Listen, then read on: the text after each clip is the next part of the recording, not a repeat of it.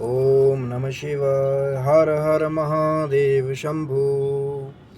जय माता दी मित्रों। हर हर महादेव शंभू। शिव शक्तम चैनल पे आप लोग का हार्दिक स्वागत है। और चैनल पे यदि नए हैं तो विनम्रता से निवेदन करूंगा कि चैनल को सब्सक्राइब कर लें ताकि हमारे द्वारा बनाई हुई कोई भी वीडियो सबसे पहले आपको प्राप्त हो।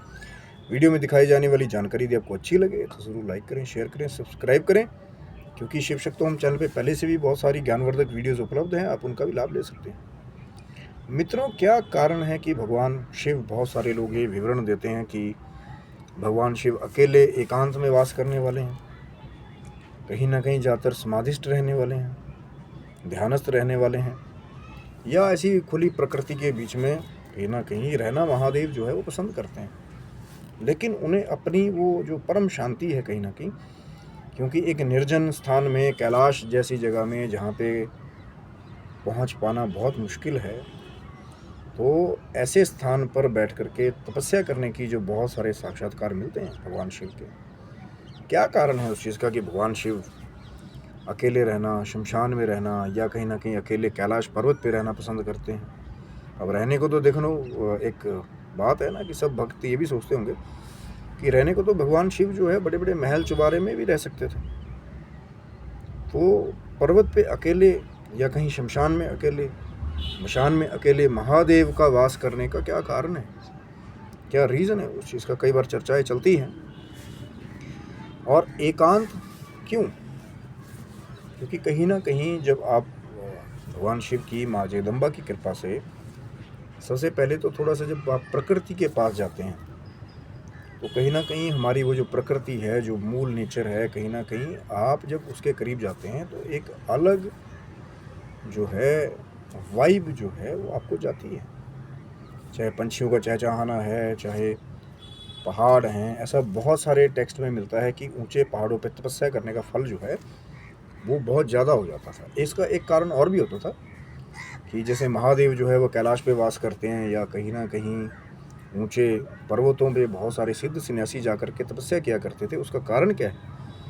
उसका कारण यही है कि कहीं ना कहीं उनके उस ध्यान में कहीं ना कहीं बाधा नहीं आती थी, जहाँ पर बैठ करके वो ध्यान किया करते थे।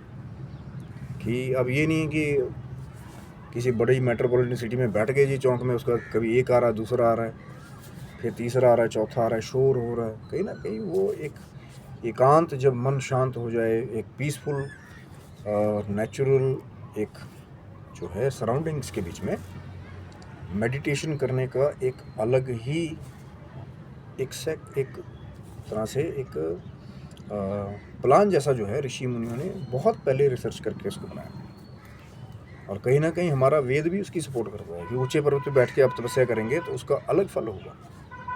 कहीं ना कहीं वो जो हिमालय के वो जो रीजन है, जहाँ पे बहुत सारी जगह कहीं ना कहीं कहते हैं कि आसन की आवश्यकता भी नहीं पड़ती, वहाँ तो कहते हैं कि ऊपर वो जो धरती है हिमालय की इतनी सिद्ध है कि वो अपने आप में एक सिद्ध आसन है वो। लेकिन वहाँ जाना, निर्जन स्थान में रहना, फिर सरवाइव करना, और जिनका मकसद सिर्फ कहीं ना कहीं सिर्फ और सिर्फ जो है वो ध्यान करना है, ध्यान में रहना है, वो वहाँ पे जाकर के कहीं ना कहीं फिर वो कार्य करते हैं। तपस्याएं, साधनाएं आज भी हिमालय की बड़ी बड़ी कंदराओं में आप जाएंगे तो एकांतवासी सिद्ध सन्यासी कहीं ना कहीं बहुत सारे लोगों के साक्षात्कार रहते हैं कि उनको जैसे ट्रैक करने गए या कोई स्पेसिफिक प्लेस जो है हिमालय का रीजन वो सर्व कर रहे थे। कई बार आर्मी पर्सनल्स को भी बर्फ़ से ऐसे योगी निकलते हुए मिलते हैं कि वो जो योगी जिन्होंने एक नंगे बदन कहीं ना कहीं वो दिखा दिया पूरे जगत को कि जैसे बर्फ़ पे खेलते हुए जा रहे हैं, तो वो जो सोल्जर हैं जिनको वो योगी मिले वो भी कई बार हैरान हो जाते हैं कि भैया हमने इतने लाखों के सूट पहन रखे हैं कि ताकि हमारी हवा जो है वो क्रॉस ना हो बॉडी में से। लेकिन एक योगी, एक सिद्ध अचानक से उनको मिले और वो अटखेलियाँ करता हुआ बर्फ़ के ऊपर चलता हुआ जाए। तो क्या ये मुमकिन है कि जहाँ -डिग्री है, जहाँ ग्लेशियर्स हैं, जहाँ बर्फ़ ही बर्फ़ है, जहाँ कहते हैं बहुत सारे सोल्जर्स के अकाउंट रहे हैं कि अगर कहीं शरीर में बर्फ़ लग जाए तो वो अलग से नुकसान आपका कर देती है। ये आप उन लोगों को पूछिएगा जो कहीं ना कहीं जो बर्फ़ में जो पोस्टेड थे, जो आर्मी पर्सनल्स, कहीं ना कहीं उनसे ही अकाउंट पूछा जाए तो आपको बताएंगे कि भैया कि अगर बर्फ़ लग जाती है कहीं ना कहीं बॉडी में, तो उसका क्या एक अलग जो है कहीं ना कहीं एक डीमेरिट होता है बॉडी को, जैसे वो गलने की सी एक बीमारी अगर मैं कहूँ तो कहीं ना कहीं वो हो जाता है। लेकिन वो जो सिद्ध योगी हैं, उन्नत योगी हैं, वो उस बर्फ़ पे अटकेलियाँ कर रहे हैं। और यहाँ पे एक आम जन है, उसको जरा सी बर्फ़ लग जाए कहीं ना कहीं पाँव में या कहीं भी, तो फिर उसके लिए बहुत बड़ी दिक्कत खड़ी हो जाती है। सोल्जर्स के बहुत सारे काउंटर रहे हैं, आर्मी पर्सनल्स के, या जो ग्लेशियर में कभी पोस्टर रहे कि भैया बर्फ़ लग जाती है तो क्या होता है। और एक वो योगी है जो अकेला ही जो है उस बर्फ़ पे, या वो सिद्ध हैं कहीं ना कहीं, जिनके पास वो तपस्या की पावर है, कहीं ना कहीं उन जड़ी बूटियों का भी उनको ज्ञान है। अब वो तो बहुत सारा तो बाद में लोगों ने वो वीडियो निकाल के सूर्य नाड़ी, चंद्र नाड़ी, और आप प्राणायाम ऐसा करेंगे तो बॉडी को गर्म कर लेंगे, एक ठंडा करती है एक गर्म करती है। वो तो ईड़ा पिंगला का काम तो शुरू से रहा है ना, कि एक बॉडी को वार्मनेस देने वाली, एक ठंडा करने वाली, वो पहले से ही है बॉडी में। लेकिन कुछ एक ऐसी भी जड़ी बूटियाँ हैं जो उस हिमालय में हैं, जो कहीं ना कहीं दिव्य यौवन या कहीं ना कहीं वो शक्ति स्फूर्ति को बनाने का काम भी करती हैं योग के लिए। क्योंकि शरीर में अगर आपकी शक्ति होगी तभी तो कठिन तप कर पाएंगे ना, नहीं तो जीरो लेवल का भी थोड़ी देर के लिए बैठने के लिए बोल देंगे अगर, तो 5 मिनट में ही हालत ख़राब हो जाती है बड़े बड़े सिद्ध साधकों की। तो फिर बड़े बड़े प्राकृतिक आवरणों में, पहाड़ों में रहने का या गुफाओं में रहने का जो तप है, जो कहीं ना कहीं हार्ड वर्क है, वो फिर वो योगी ही कर पाता है, जो कहीं ना कहीं जिसके पास वो शारीरिक श्रम होता है कहीं ना कहीं। नहीं तो बाकी सब बहुत लोग जाते तो हैं, मथा टेक देते हैं दूर से। और कहीं ना कहीं संजीवनी बूटी जैसी दिव्य औषधियाँ जो है आज भी हिमालय के अंदर उपस्थित है, जो कहीं ना कहीं, जैसे अगर आप अभी बहुत सारे बड़ी सिटीज़ में जैसे पैक्ड अश्वगंधा हो गया, पैक्ड मूसली हो गया, कुछ एक ऐसी शक्तिवर्धक जड़ी बूटियाँ हैं जो कहीं ना कहीं पुरुषार्थ को बढ़ाने के लिए, जिनका प्रयोग बहुत सारे लोगों ने बताया।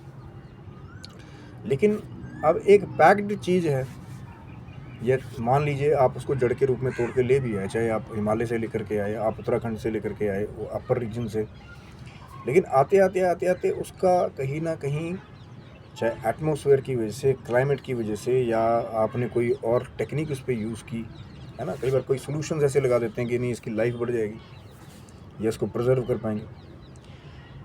लेकिन जो हिमालय, जो कहीं ना कहीं आप देखेंगे कि जो उन जड़ी बूटियों को ताज़ा तोड़ करके इस्तेमाल करते हैं, उस जड़ी बूटी का असर भी जो होता है ना, बहुत बड़े लेवल पे होता है, जो ताज़ा उसका प्रयोग करते हैं। एक फ्रूट है जो डायरेक्ट आप पेड़ से आपने फ्रेशली उसको तोड़ा, उसको खाया, उसका एक अलग इफ़ेक्ट होगा। और उसी फ्रूट को जो है तोड़ करके किसी कूल रेफ्रिजरेटर में, चाहे उसको 6 महीने जो है वो स्टोर करके रख लेंगे, चलिए 3 महीने की बात करते हैं, जब उसको स्टोर करने के बाद आप खाएंगे तो कुछ बात और होगी। जो ताज़ा जो फ्रेश आप खाएंगे डेली, जैसे हिमालय के योगी करते हैं कि वहाँ की फ्रेश कंदमूलों का प्रयोग करते हैं, वो जड़ी बूटियाँ जो दिव्य है, जिनका ज्ञान सबको नहीं। और इसी सब ज्ञान के लिए भगवान शिव जो है या योगी जो हैं, वो एकांतवास करते हैं वहाँ कि एक तो साधनाओं में कोई फ़र्क ना पड़े, और कहीं ना कहीं अपने शरीर को ऐसे साध लेते हैं कि कंद मूल खा करके भी वो लोग गुजारा कर लेते हैं। वो ज़रूरी नहीं कि वे 10-12 रोटियाँ को आके बना करके खिलाएगा, क्योंकि कहीं ना कहीं जो अन्न है, जो कहीं ना कहीं बॉडी में बहुत सारे विकारों को भी कई बार पैदा करता है। अगर वही अन्न जो है वो डाइजेस्ट ना हो प्रॉपरली, तो एक जहर का भी काम करता है कई बार हमारे शरीर में। लेकिन जो दिव्य योगी हैं, जो शाक सब्जियों का वहाँ पे बिना तड़के के, या फ्रूट्स का बिना नकली चीनी लगाए, या नकली वो हड्डियों को गलाने वाला नमक लगाए, जो रॉ उसको खाते हैं, वो फिर आप देखिएगा कई ऐसे योगी होते हैं, उनका तेज वैसे भी शारीरिक, और वो जो ब्रह्म तेज है, जो तपस्या से कहीं ना कहीं उन्होंने एकत्रित किया होता अपनी साधना से, वो एक अलग ही अपने आप में स्टेटमेंट देने वाला होता है। अब ये नहीं कि कोई आएगा जी मैंने तो बहुत तगड़ी साधनाएं कर ली, मैं हिमालय में बैठा था वहाँ पे रात को, मैं ऐसे करता था, वो जो दूसरे है ना, क्योंकि मैंने कहीं बहुत पहले बात की थी, जो असली खिलाड़ी हैं वो बताते नहीं, और जो बताते हैं वो होते नहीं, क्योंकि वो जो योगी का तेज है, वो पावर है, वो साधनाएं कहीं ना कहीं उसके पर्सनालिटी में, उसके शरीर पे कहीं ना कहीं वो झलकता ज़रूर है। कहीं ना कहीं वो जो साधनाएं उसने की होती हैं, वो जो कहीं ना कहीं वो जो दिव्य जड़ी बूटियों का पान उसने किया होता है, जो सोम रस पहले कहा जाता था, बहुत सारे लोग इसको एक तरह से कंसेप्शन है ये कि सोमरस जो है वो देवताओं की शराब है। सोमरस एक प्लांट हुआ करता था, सोम प्लांट कहते हैं, कि कहीं ना कहीं वो शक्ति को और बल की वृद्धि करने वाला होता था। लेकिन अभी हिमालय रीजन में भी पहली बात तो बहुत सारे लोगों को उसकी पहचान ही नहीं है। जो नए हैं कहीं ना कहीं बस खाली बात करते हैं सोमरस तो जी देवताओं की शराब है, ये स्वर्ग में मिलती है, ये है बोले, पर पढ़ नहीं रहे कि सोम रस किस चीज़ को बोलते। एक सोम प्लांट हुआ करता था जो कहीं ना कहीं शक्तियों को बढ़ाने वाला, जो कहीं ना कहीं पुरुषार्थ को बढ़ाने वाला, उसका रस जो होता था वो देवी रस जो है, जिसका पान देवता भी करते थे। पर पता नहीं कहाँ से वो मिसकंसेप्शन उठा करके सोमरस जी दारू का नाम है वहाँ। सूरा जो है, सूरा पान, सूरा कहा गया या मदिरा पान कहा गया अलग से। अब वो सोमरस को पता नहीं कब से वो दारू के साथ इक्वालिटी दे करके अपने स्वर्ग में पहुँचा दिया। पता नहीं कौन कौन से राइटर हैं। सोमरस जो है वो एक प्लांट जो है, उसको भी दिव्य हिमालय में बहुत कम योगी पहचानते हैं, कि जिसको कहते हैं कि उसका जो रस है कहीं ना कहीं, जो सोम रस, वो कहीं ना कहीं आपकी बल की वृद्धि की, तेज की, यौवन की वृद्धि करने वाला है। तो बहुत सारे लोग कहीं हैं वो क्लेम तो कर रहे हैं कि हमें पता है यही सोमरस है। यहाँ पर आपको क्या पता कि वो वैदिक जड़ी बूटी वही है, ये आपका बना नहीं रहा, क्योंकि आपको उसकी नॉलेज तो है नहीं एक्चुअल में सोमरस कैसा होता था। और बनाने वाले कई बना भी रहे हैं और उसको नकली पैकिंग करके बेच भी रहे हैं, जैसे चाहे अश्वगंधा के नाम पे, मूसली के नाम पे, और कहीं ना कहीं बहुत सारी ऐसी जड़ी बूटियाँ हैं वहाँ पे जिनका सेवन करके योगी कई कई दिनों तक। और कहीं ना कहीं जो बहुत सारे लोगों को ये नहीं पता, जो शिवलिंगा के ऊपर, अब इसको गलत वे में ना लेके जाया जाए, मैं फिर वही रिक्वेस्ट कर रहा हूँ कि जो योगी हैं उन्हीं की वो निधि है। चाहे हम विजया की बात करते हैं जो हरी जड़ी बूटी शिवलिंग पे चढ़ाई जाती है, या चाहे हम वो जो धतूरा है वो इसीलिए शिव जी को अर्पित किया जाता है। कहीं ना कहीं बहुत सारे लोग पहले डराना शुरू कर देते हैं कि भैया इसको खाने हानिकारक है वो। अगर जो योगी आप नहीं है, आपका काम वो नहीं है ध्यान लगाना, आप बिना नॉलेज के उसको कहीं ना कहीं लोगों को शिखी बिगाड़ने के लिए कंज्यूम करोगे, तो कई बार वही जो 2 धतूरे के जो बीज है ना, अगर आपके अंदर वो कैपेसिटी नहीं है उसको हजम करने की, वो आपको कोमा तक भी या बड़ी गहन ट्रांस में भी ले आ सकता है। इसीलिए उसको चढ़ाया जाता है। लेकिन जो बहुत सारे ऐसे योगी हैं शिव कृपा से, मैं अब जानकारी के लिए बात कह रहा हूँ, यहाँ से कोई बढ़ावा नहीं इन चीज़ों को भैया। जो योगी हैं जो वहाँ बैठ के तपस्या करते हैं, मैं उनकी कोई चीज़ आपके साथ शेयर कर रहा हूँ कि उसका रीज़न क्या है धतूरा चढ़ाने का। वहाँ पे भांग समझ आई जिसको, जो विजय है, कहीं ना कहीं जब भगवान शिव ने हलाहल का पान किया था तो उसके लिए दी गई। विष का जब पान किया था भगवान शिव जी ने, जब जलन होने लगी तो उसको ठंडा करने के लिए। भाई देवता भी तो अब मूर्ख तो थे नहीं, देवताओं ने भी तो कोई रिसर्च किया होगा ना कि क्यों विजया ही दी गई भगवान शिव को। ऐसी क्या क्वालिटी थी उस जड़ी बूटी में जो सबसे खूबसूरत कहीं ना कहीं औषधि है, जो योगियों की निधि है, जो उसका पूरा पूरा प्रयोग जानते हैं। मैं उन बच्चों की बात नहीं कर रहा हूँ जो आजकल 5 गिलास पी लूँगा, 6 पी लूँगा, मैं जी इतने पी लेता हूँ, ये वो, ये ध्यान लगाने के लिए, मेडिटेशन पर्पसेस के लिए। और कहीं ना कहीं जो फिर धतूरे की जो बात आती है कि क्यों धतूरा चढ़ाया जाता है, उसका मैं आज सिर्फ जानकारी के लिए आपको उत्तर दे रहा हूँ कि बहुत सारे ऐसे योगी हैं जो एक महीने से ऊपर की भी अखंड समाधि लेने वाले हैं, एक महीने से ऊपर की भी। तो वो जो अखंड समाधि जब वो कई महीनों की लेते हैं, तो जो धतूरे का वो कहीं ना कहीं सेवन करते हैं, कई जिनको एक्यूरेट पता है कि कितना प्रसाद खाना है, कैसे खाना है, कैसे उसको बनाना है, तो फिर कई कई महीनों के लिए वो अखंड समाधि में चले जाते हैं। ऐसे भी हैं। आप बोलेंगे महाराज कैसे पॉसिबल है बिना खाए पिए कोई कई महीनों तक रहे? भैया यही तो समाधि का रहस्य है। कई कई महीनों तक जब अलग अलग योगियों ने अलग अलग लेवल पे इसको प्रूव करके दिखा दिया कि कोई ऐसा योगी भी था कभी खाना ही नहीं खाया तब भी जी रहे हैं। और ऐसे भी एग्जाम्पल हुए कई बार, बहुत सारे रिसर्चरों ने टेस्ट करके देखे। और बहुत बार जो है, जैसे ये जो मैं बात कर रहा था कि इसीलिए उसको कंज्यूम किया जाता है कि कहीं ना कहीं वो जो अखंड समाधियाँ लेने वाले कई महीनों की, जिनको कोई उसमें एक तरह से व्यवधान नहीं चाहिए, एक डीप ध्यान करने के लिए, जो डीप मेडिटेशन करते हैं, दैट इज़ डेंजरस, बिल्कुल सही है। लेकिन विद प्रिकॉशंस। वो योगी हैं, जैसे चाहे नाथ हैं, चाहे अघोर पंथ में हैं, जो पहाड़ की कंदराओं में हिमालय में बैठ करके तपस्या करते हैं, उनके लिए है वो। कहीं ना कहीं अब जो दूसरों को दिखाने के लिए, हाँ मैं धतूरा खा लेता हूँ, मैं ये कर लेता हूँ, that is poisonous, that is dangerous. मैं यहाँ से बिल्कुल, तभी तो मैं रिक्वेस्ट कर रहा हूँ ना कि जो आम बच्चे हैं या जिनको उसकी नॉलेज नहीं है, जो योग या भक्ति के साथ जिनका कोई लिंकिंग नहीं है, वो उससे दूर रहें, क्योंकि वो क्या हार्म कर देगा फिर आपको नहीं पता।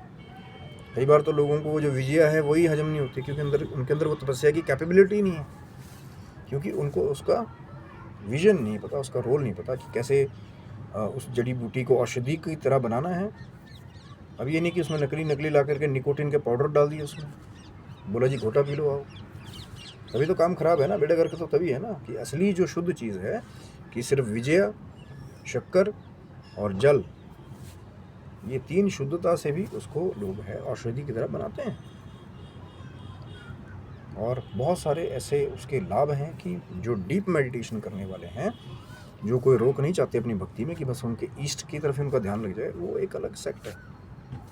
इसीलिए एकांतवास, इसीलिए योगी जो है उन हिमालय में जाकर के साधना पसंद करते हैं, एकांतवास करते हैं, जैसे महादेव किया करते हैं कैलाश के ऊपर, जहाँ पर कहीं ना कहीं बर्फ़ की चादर पे सबका पहुँच पाना जो मुमकिन नहीं है। महादेव की कृपा होती है। आप कहीं आके कह देंगे जी कि कोई नहीं चढ़ा, कोई नहीं चढ़ा, सप्त ऋषियों तक के अकाउंट मिलते हैं वहाँ पे कि वो वैदिक काल से वहाँ पे जाते हैं, लेकिन जिनके पास दिव्य शक्तियाँ, जो उन्नत योगी हैं, जो भगवान शिव के अनन्य भक्त हैं, चाहे महानाग हुए, चाहे वो सप्तऋषि हुए, चाहे कहते हैं कि भक्त हुए कुछ खास ऐसे, जैसे रावण जैसे भी कैलाश तक पहुंच गए जाकर के, तो वो हैं जिन्होंने महादेव के कैलाश पर भी दर्शन किए हुए।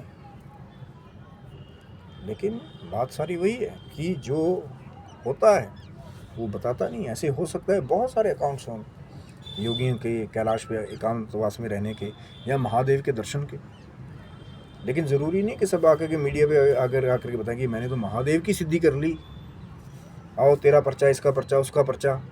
वो तो सबका निकाल देगा ना भाई।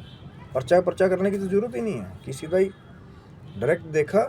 ये नहीं कि आओ बैठो, कहाँ से आए हो, ये वो, पहले आपकी टीम उसका पूरा ब्यौरा ले ले, फिर वही घुमा फिरा करके आपको बता दे, या दूसरी कान पे बैठने वाली का प्रयोग करो और वहाँ पे नाम लगा दो जी कि हमारे पास शिव जी की, हनुमान जी की सिद्धि है।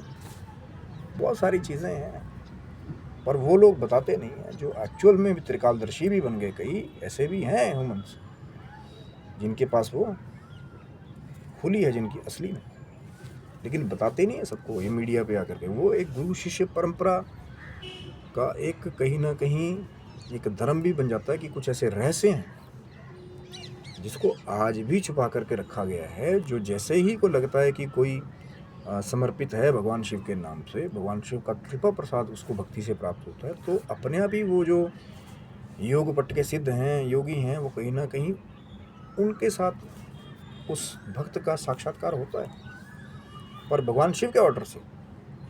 फिर वो जो भक्त है, जिसने समर्पण किया, जिसने भक्ति किया, जिसके अंदर सच्चा भाव है, तब फिर वो पद्धति जो है कहीं ना कहीं, और बहुत परीक्षाएं होती हैं कई बार।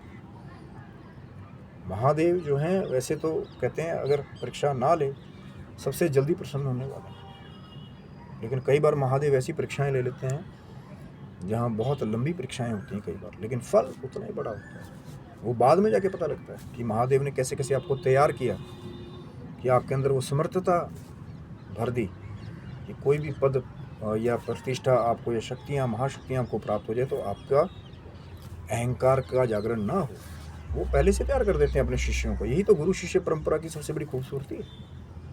अब वो ज़रूरी नहीं है कि भैया कोई पहले ढूंढो कि हाँ कौन सा गुरु शिष्य परंपरा वाला, भगवान शिव जी वाला। उनको अरदास करोगे तो किसी ना किसी को अपना भेज देते हैं कहीं से भी। ज़रूरी नहीं है कि फिर किसी आश्रम का टिकट कटाओ फिर कान में वही गुरु शिष्य परंपरा है। नहीं, वो ज्ञान जो भगवान शिव ने योग पट्ट के द्वारा बहुत पहले से अलग अलग शिष्यों के द्वारा, अलग अलग माध्यमों के द्वारा जो है अपने भक्तों तक पहुँचाया, और लोगों ने, जिसने उस बात को पकड़ लिया तो लाभ भी उठाए, और जिसने सोचा कि भैया कल करेंगे, तो कल तो रावण को भी नहीं आया, आपको कैसे आएगा।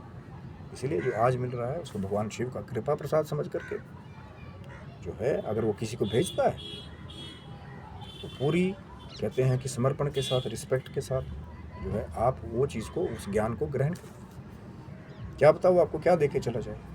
लेकिन वही शिव की दिव्य भेजी हुई विभूतियों का आप अपमान करेंगे तो फिर कई बार वो विभूतियाँ गायब भी हो जाती हैं। वो ज्ञान ही आपको नहीं मिलेगा जो वो देने के लिए आए थे। पर आपने क्या किया, आपने उसका मान नहीं रखा। क्योंकि क्या पता भगवान शिव किस रूप में कहाँ कैसे आ जाएं या किस रूप में किसको कहाँ भेज दें, अपने दिव्य ज्ञान के साथ जो आपको मिलेगा शिव जी की कृपा से, जैसे आप लोग को मिल रहा है शिव जी की कृपा से। तो ये था मित्रों वीडियो योगियों के एकांतवास के बारे में कि क्यों महादेव कैलाश पर एकांत में या शमशान में एकांत में वास करते हैं और हिमालय की उन कंदराओं में जाकर के तपस्या करते हैं। तो आप स्वस्थ रहें, मस्त रहें। भगवान शिव की, माँ जगदम्बा की कृपा आपके समस्त परिवार के ऊपर बनी रहे। तब तक के लिए हर हर महादेव शंभू। जय माता दी मित्रों आप सबको।